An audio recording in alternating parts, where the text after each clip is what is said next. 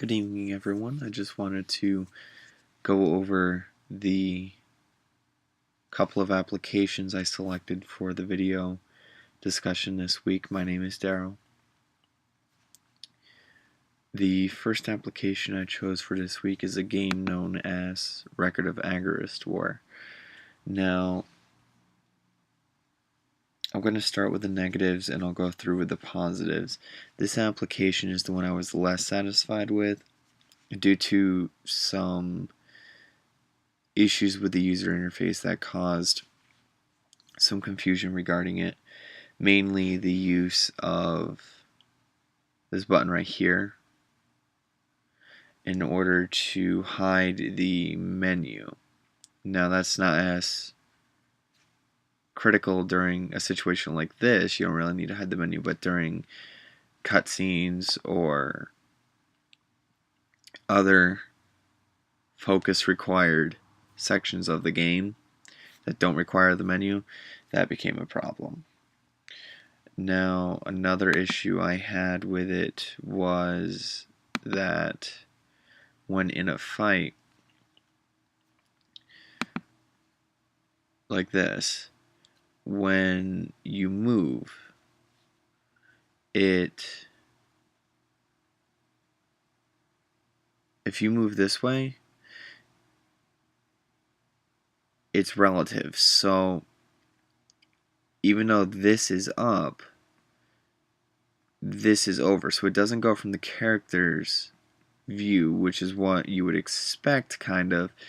It goes based on the actual screen, which threw me off at first.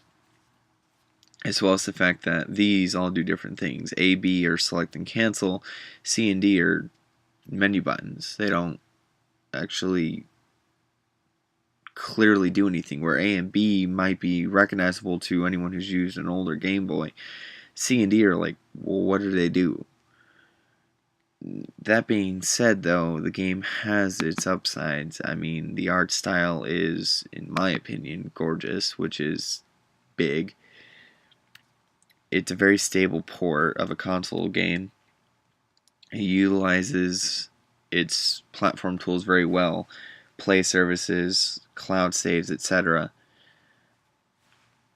And the overall experience of the game is cohesive, given it has some issues, but if you get over them, then it is excessively enjoyable. Now, the other game I wanted to go through today was Ingress. This is my positive one.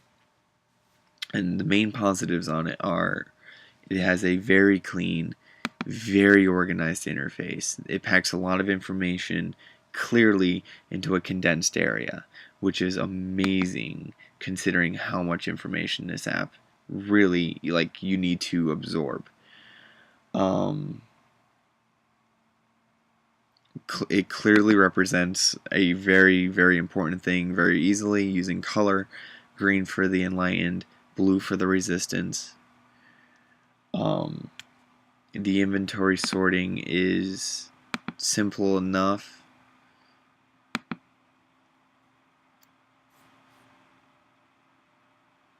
As well as... Okay, sorry about that, never mind. That was all I really had regarding the positives. There's not much to say. I mean, it's not a complex game. You move around in the real world, capturing portals.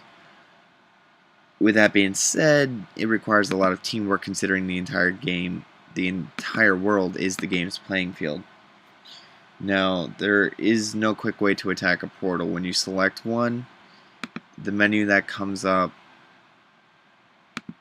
doesn't have a quick attack. You actually need to go into the ops page, pull up your weapons, and then fire it when you're within range. And that makes sense considering that ring is the range of the attack. However, it's not intuitive when you just want to quickly do it. So that's a downside. The other main thing is it's a massive battery drain. I mean, you have to have GPS enabled to play it. You the screen has to be on. It won't work without the screen on, so you can't put it to sleep and just move around with it. And that's critical because you need to move around and collect XM in order to power the scanner to do everything. It is the energy for it. So the screen has to be on with GPS enabled just to play it, which is a massive battery drain. But other than that, no real complaints regarding it. If you guys have any questions or concerns on either of these, feel free to let me know. Later.